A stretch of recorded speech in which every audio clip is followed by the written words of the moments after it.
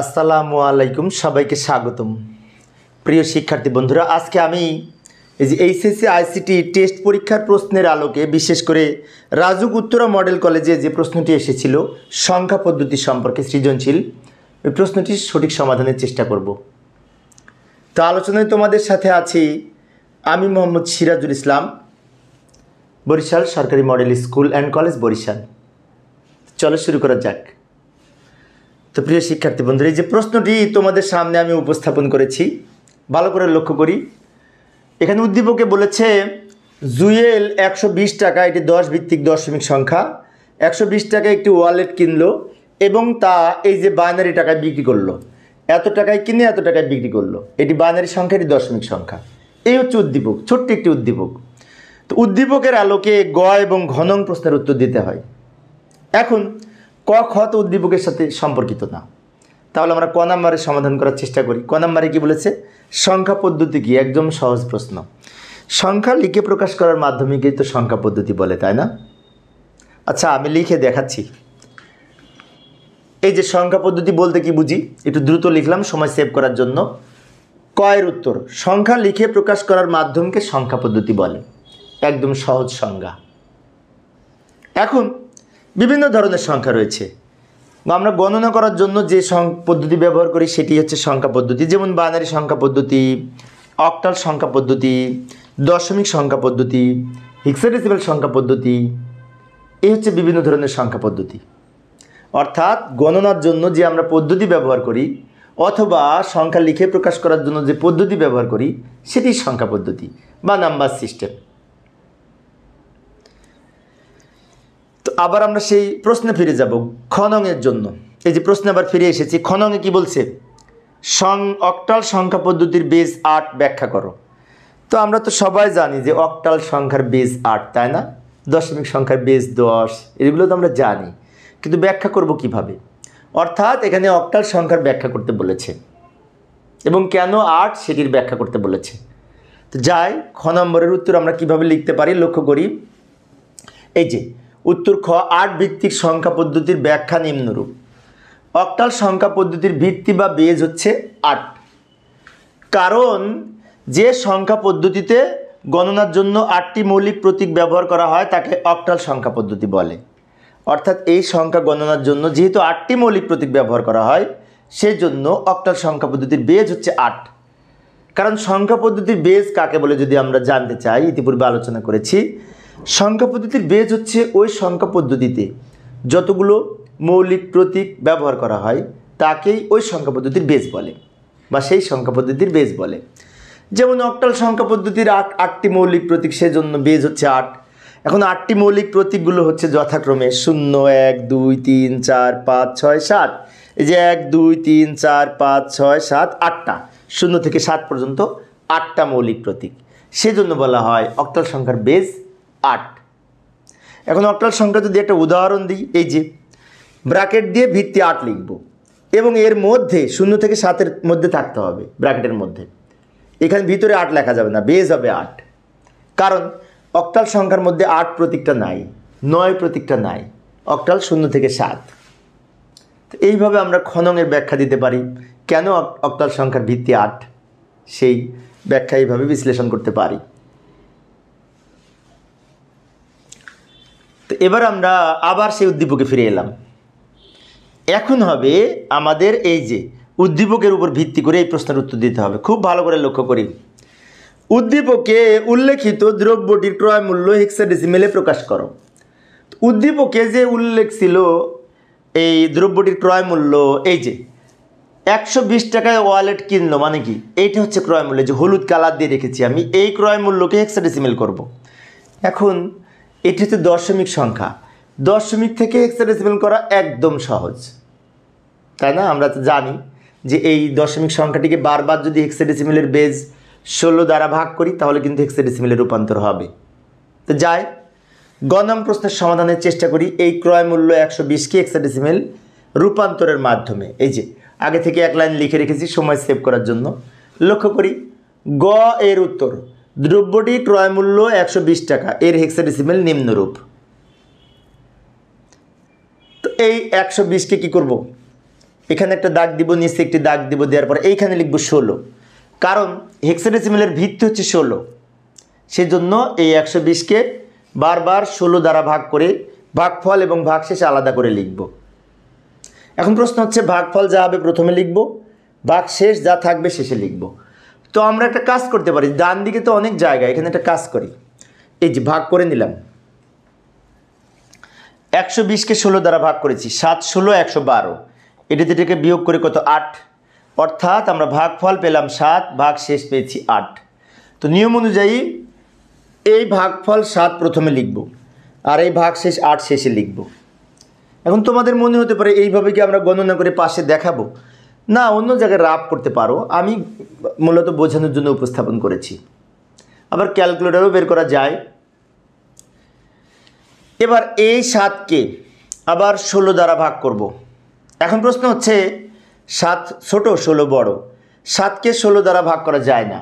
যখন দেখব এটা ছোট এটা বড়, তখন ভাগফল হিসেবে 0 লিখে এইখানে যেটি থাকবে সেটি ভাগশেষ হিসেবে শেষে লিখব। এখন এখানে 0 পেয়েছি মানে ভাগ করা শেষ। এবার নিচ থেকে উপরের দিকে সাজিয়ে লিখব 7 8। এই 7কে আমরা এই যে এইটা লিখলাম 120 সমান এই 7 আগে লিখব, 8 পরে লিখব, উভয় দিকে ব্র্যাকেট দিয়ে ভিত্তি হিসেবে 16 লিখব, কারণ এই হেক্সাডেসিমেল সংখ্যার ভিত্তি হচ্ছে 16। তো আমাদের প্রশ্ন বলেছিল ক্রয় মূল্যকে হেক্সাডেসিমেলে রূপান্তর করতে, তো করে দেখাইলাম, ছোট্ট সমাধান। এইভাবে আমরা এই হেক্সাডেসিমেলে রূপান্তর করতে পারি। আবার সেই উদ্দীপকে ফিরে এলাম ঘনঙের সমাধানের জন্য। ঘনংটা ভালো করে পড়ি। দ্রব্যটির লাভ বা ক্ষতি দুইয়ের পরিপূরক এর সাহায্যে সম্ভব কি না তা উদ্দীপকের আলোকে বিশ্লেষণ করো। আমাদের বলেছে এত টাকায় কিনে এত টাকায় বিক্রি করেছে, এটা দশমিক, এটা বাইনারি। প্রশ্নে বলেছে দুইটার পার্থক্য যোগের মাধ্যমে নির্ণয় করে দেখাও, লাভ হয়েছে না লস হয়েছে। তো দুইটার পার্থক্য নির্ণয় করলে তো আমরা বুঝতে পারবো যে ক্ষতি হয়েছে নাকি লাভ হয়েছে। এখানে একটি বিষয়, ক্রয় মূল্যের চেয়ে যদি বিক্রয় মূল্য বড় হয় তাহলে লাভ হয়, আর যদি ক্রয় মূল্য বেশি হয় আর বিক্রয় মূল্য কম হয় তাহলে কিন্তু ক্ষতি হয়। এখন এখানে কিন্তু বোঝা যাচ্ছে না কোনটি ছোট, কারণ এইখানে বাইনারি সংখ্যা, এখানে দশমিক সংখ্যা, বেস যেহেতু দুই রকম, সেজন্য আমরা বুঝতে পারতেছি না কোনটি ছোট। আর দুইটার পার্থক্য নির্ণয় করতে হলে আমাদের দেখতে হবে কোনটি ছোট সংখ্যা। সেই ছোট সংখ্যাটিকে এই দুইয়ের পরিপূরক মান নির্ণয় করে যোগের মাধ্যমে পার্থক্য নির্ণয় করা যায় দুইয়ের পরিপূরক পদ্ধতি ব্যবহার করে। তাহলে এখন একটা কাজ করতে পারি, এটা তো বাইনারি আছেই, বিক্রয় মূল্যটা, এই ক্রয় মূল্য এই সংখ্যাটিকে বাইনারিতে রূপান্তর করব। তারপরে বাইনারি কম্পেয়ার করে দেখব কোনটি ছোট, যেটি ছোট সেটাকে দুইয়ের পরিপূরক করব। তো যায় এই সংখ্যাটির বাইনারি মান আগে নির্ণয় করি। এই যে ঘ, তার আগে একটা কথা, আমরা কিছু কথা লিখে নিতে পারি, কিছু কমন কথা, প্রেজেন্টেশন সুন্দর হবে, উপস্থাপনা সুন্দর করার জন্য এইগুলি লিখব। কি লিখব? উত্তর ঘ, জুয়েল 120 টাকায় একটি ওয়ালেট ক্রয় করে এত টাকায় বিক্রয় করলো, এটুকুই আমরা লিখে নিলাম। এই ক্ষেত্রে পার্থক্য মুনাফা বা ক্ষতি হিসেবে গণ্য হবে, যা যোগের মাধ্যমে নির্ণয় করা সম্ভব। আমাদের কিন্তু প্রশ্নে বলেছিল যে লাভ বা ক্ষতি যেটি হবে সেটি কি যোগের মাধ্যমে নির্ণয় করা যায়? তো আমরা লিখে দিলাম হ্যাঁ যায়, সম্ভব। কিভাবে সম্ভব সেটাও লিখে দিব, এইভাবে সম্ভব। এক্ষেত্রে দুইয়ের পরিপূরক পদ্ধতি ব্যবহার করে যোগের মাধ্যমে পার্থক্য নির্ণয় করতে হবে। ভালো করে লক্ষ্য করি, আমাদের বলেছিল এই লাভ বা ক্ষতি যোগের মাধ্যমে নির্ণয় করা কি সম্ভব? তো লিখলাম হ্যাঁ সম্ভব। কিভাবে সম্ভব সেটাও লিখে দিলাম দুইয়ের পরিপূরক পদ্ধতি ব্যবহার করে। তো এইভাবে আমরা প্রথমে এইটুকু লিখে নিব।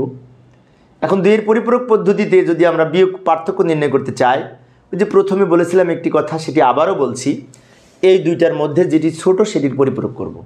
এখন ছোটটি নির্ণয় করতে হলে উপরের সংখ্যাটিরও বাইনারি মান নির্ণয় করব। তারপরে বাইনারি কম্পেয়ার করে দেখব কোনটি ছোট। তো যাই 120-এর এবার বাইনারি মান নির্ণয় করব।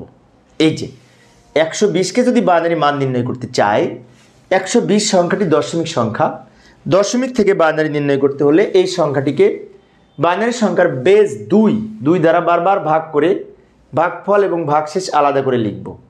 লক্ষ্য করি এইখানে একটি দাগ দেব, নিচে একটি দাগ দিব, এইখানে লিখব 2। 120কে 2 দ্বারা ভাগ করলে ভাগফল হবে 60। ভাগ শেষ হবে 0। ভাগফল 60, ভাগ শেষ 0। এই 60কে আবার 2 দ্বারা ভাগ করব। ভাগ করলে ভাগফল হবে 30। 30 প্রথমে লিখব, ভাগ শেষ 0 শেষে লিখব। এই 30কে আবার 2 দ্বারা ভাগ করব। ভাগফল 15। 15 প্রথমে লিখব, ভাগ শেষ 0 শেষে লিখব। এই 15কে আবার 2 দ্বারা ভাগ করে ভাগফল 7 প্রথমে লিখব, ভাগ শেষে 1 শেষে লিখব। এই 7কে আবার 2 দ্বারা ভাগ করে ভাগফল 3 প্রথমে লিখব, ভাগ শেষ 1 থাকবে শেষে লিখব। এই 3কে আবার 2 দ্বারা ভাগ করলে ভাগফল 1 এবং ভাগ শেষে 1। এই 3কে কিন্তু 2 দ্বারা ভাগ করতে যে অনেকে মিস্টেক করে, ভুল করে। 3কে 2 দ্বারা ভাগ করলে ভাগফল 1, ভাগ শেষে 1। একটু দ্রুত বলেছি সময় সেভ করার জন্য, কারণ তোমরা বাইনারি মান নির্ণয় করতে পারবে। 1কে আবার 2 দ্বারা ভাগ করব। প্রশ্ন হচ্ছে 1 ছোট 2 বড়, 1কে 2 দ্বারা ভাগ করা যায় না, তখন এখানে 0 লিখে এই 1 শেষে লিখব। এবার নিচ থেকে উপরের দিকে যদি সাজিয়ে লিখি, এটাকে বলা হয় এমএসবি, মোস্ট সিগনিফিক্যান্ট বিট। এটাকে বলা হয় এলএসবি, লিস্ট সিগনিফিক্যান্ট বিট। সাজিয়ে লিখলে কি পাবো? এই যে 120 সমান এই 1 আগে লিখলাম, তারপরে এই 1, তারপরে এই 1, তারপরে এই 1, এই 0, এই 0, এই 0, ব্র্যাকেট দিয়ে ভিত্তি হিসেবে 2 লিখব, কারণ বাইনারি সংখ্যার বেজ হচ্ছে 2। তো এই আমরা বাইনারি মান নির্ণয় করলাম।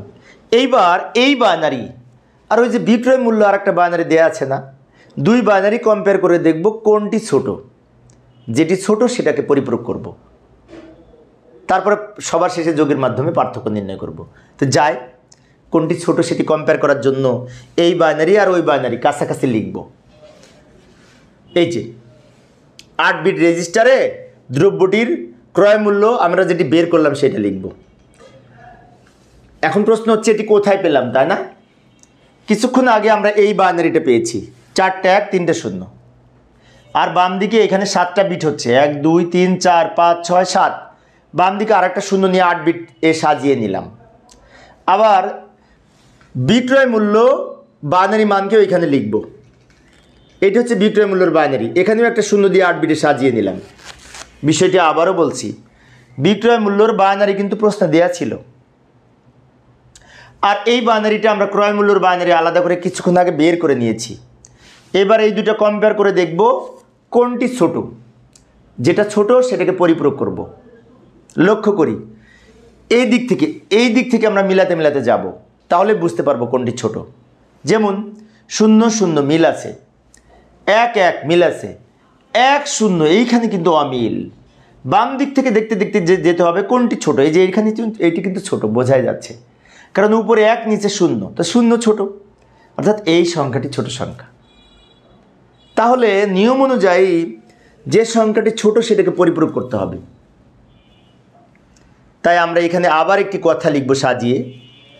এক্ষেত্রে বিক্রয় মূল্য কম, ফলে বিক্রয় মূল্য কম মানে কি এই সংখ্যাটি কম, ফলে একে 2 এর পরিপূরক মান নির্ণয় করতে হবে।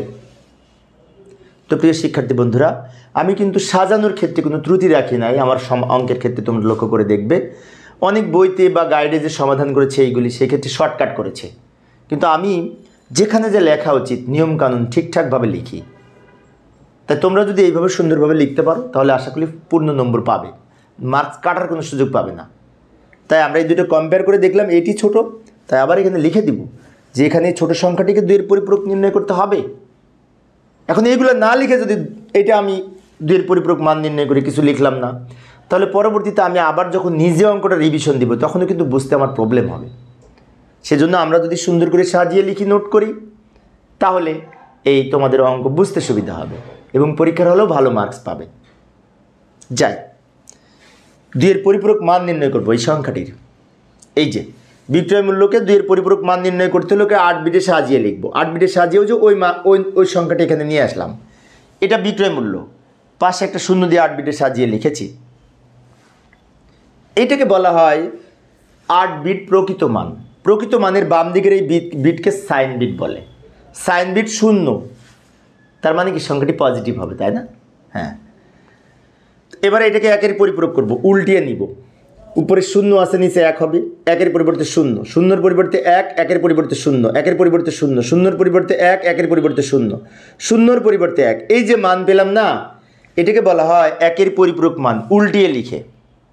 এবার এই মানের সাথে 1 যোগ করব, +1 যোগ করি।